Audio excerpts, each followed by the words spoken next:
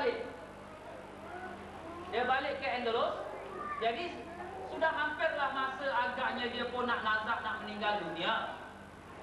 Dia pun tulislah, agak-agak syaitan ni akan soal aku ini, aku jawab ni. Kalau syaitan soal aku ni, aku jawab ni. Syaitan kalau soal ini, aku jawab. Dia siap kan? Dia siap. 99 soalan yang mungkin syaitan soal dan 99 jawapannya. Siapkan. Betul lah tuan. Bila dia tengah nak nazak, syaitan pun datang. Syaitan soal dia jawab. Syaitan soal dia jawab. Semua dah siap kan? Wah, senang. Syaitan soal dia jawab. Syaitan soal dia jawab. Sampai 99, syaitan soal dia pun jawab. Yang dia 100, syaitan soal dia dah tak boleh jawab. Dah habis dah. Modal dah habis dah. Jadi dalam keadaan dia terpinga-pinga tu, Allah Subhanahu wa ta'ala membuka tirai hijab gurunya, yang mana gurunya tu berada di Mekah. Ibnu Arabi ada di Mekah. Dia nampak anak murid dia tu Fakhr Razi di Andalus, Spanyol, dalam keadaan yang nazak dan tak dapat menjawab soalan syaitan. Apa kata gurunya? Qul amantu billah bila dalil. Katakan saja aku beriman pada Allah tanpa dalil. Nak kata apa? Katalah syaitan, aku beriman tetap pada Allah. Habis. Tengok. Tengok tuan-tuan. Ilmu syariat. Nak lawan dengan syaitan tak boleh lawan, kalah kita. Tapi ilmu batin, ilmu hati, ilmu yang Allah buka kepada seseorang, itulah dia yang menyelamatkan. Kita siap jawapan apa pun dengan syaitan. Syaitan boleh soal lagi tuan-tuan. Tapi kalau Allah dah buka hati kita, Allah dah tutupkan syaitan daripada masuk ke dalam hati kita, itulah saya yang dapat selamatkan kita.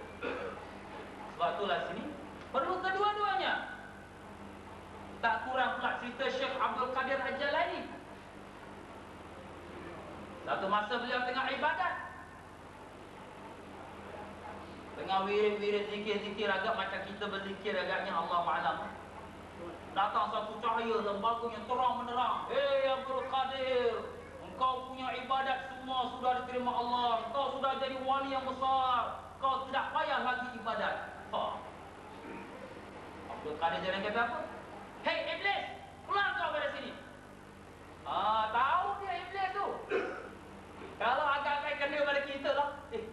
Betul juga aku dah jadi wali ni. Tak payah ibadat lagi ke? Wah, dah tinggi makam aku. Ni ilmu sesat. Jaga tuan-tuan. Kadang-kadang ada orang kata, kau ni kalau selagi tonggak-tonggik, kau boleh sampai lagi lah. Ni ilmu ni jaga tuan-tuan. Ini bukan ilmu yang sebenarnya, tapi ilmu sesat. Jadi, Iblis ni dia nak cuba lagi. Dia kata, selamat kau berkada pada tipu daya aku dengan ilmu kau ya. Nasib baik ada ilmu kau. Apa kata Abdul Qadir? Hei syaitan celaka kau. Sebenarnya selamatkan aku ni Allah, bukan ilmu aku. Tengok tu. Kalau tak ada ilmu batin ni tuan-tuan, ilmu hati, dah terkena dah. Dia tak iya juga aku dah belajar ustaz, nasib baik aku ada ilmu ni. Habis, situ pun dah hanyut tuan-tuan. Kena tipu lagi dengan syaitan. Syirik dia dengan Allah. Ni tuan-tuan. Jadi perlu dua-dua. Sebab tu manusia semuanya binasa, illa ulama, mereka orang yang betul-betul ilmu syariatnya dan ilmu hakikatnya atau ilmu batin atau ilmu hatinya. Perlu dua-dua. Tak boleh salah satu tak cukup. Kalau syariat tanpa hakikat maka itu jadi zindik. Kalau hakikat tanpa syariat maka batil, fasik dia. Jadi begitulah tuan-tuan dalam perkara ini. Tetapi al-ulama maghrurun, orang yang dikatakan berilmu itu tertipu. Orang ada ilmu tertipu. Illal amilin, mereka orang yang beramal. Sekadar ada ilmu tuan-tuan, tak beramal tak guna. Kita tahu ini hukum halal, ini hukum haram, tapi yang haram tu dibuat juga. Kita tahu kita ni berkewajipan menutup aurat anak isteri kita. Tahu dah belajar dah. Tapi isteri kita masih keluar terbuka aurat, anak gadis kita masih pergi sekolah terbuka aurat. Macam mana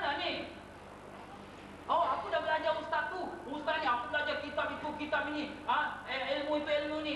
Nak megah apa? Oh, ilmu banyak kalau amal tak ada. Tujuannya ilmu tu untuk beramal. Bukan tujuan ilmu tu untuk bermegah-megah. Kalau banyak ilmu, iblis lagi banyak ilmu. Tapi nak beramal. Sebab itulah Rasulullah sallallahu alaihi wasallam menggambarkan apabila dibacakan ayat sajdah, kita anak-anak Adam ni sujud sejadah.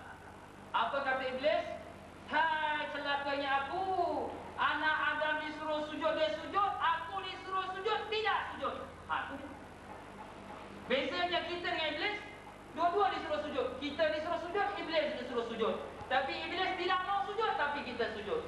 Lebihnya kita ialah kita amal. Kalau ilmu, sekadar ilmu saja tak amal, sama macam iblis. Tak ada beza. Orang-orang orientalis, profesor-profesor di universiti-universiti di barat, lagi hebat-hebat. Ayat Quran pun dah hafal, hadis-hadis pun dah hafal, lagi bahasa Arab berterabur. Hebat. Tetapi amal tak ada. Tak guna. Ini tuan-tuan dan puan-puan. Jadi kita perlu amal. Kadang-kadang kita rasa kita dah cukup dengan amal. Amal apa? Amal zikrullah, amal sembahyang, amal bersedekah. Tapi kadang-kadang amalan kita dengan masyarakat tak betul. Jual beli macam mana? Masih tipu orang? Masih lagi makan duit orang? Masih lagi kita mengumpat mengata orang? Masih lagi kita memandang rendah pada orang? Tak boleh. Dalam perkara ini kita tidak boleh sama sekali memandang rendah pada sesiapa. Lagi tinggi ilmunya, lagi tunduk dia. Itulah dia resam padi, tuan-tuan ya. Lagi berisi, lagi dia rendah diri. Itulah padi, tuan-tuan. Itulah kalau orang yang ada ilmu. Sebab itulah Allah SWT menggambarkan sifat orang yang ada ilmu. Innama yakhshallaha min ibadihil ulama. Hanya saja orang yang takut kepada Allah itu ialah al-ulama, iaitu orang yang ilmu.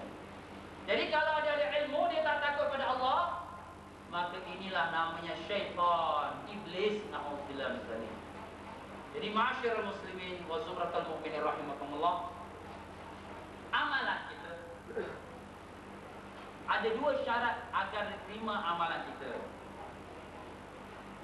Allah Ta'ala berfirman, a'udzubillahi minasyaitonir rajim, faman kana yarju liqa'a rabbih falyamal 'amalan shalihan wa la yusyrik bi'ibadati rabbih ahada.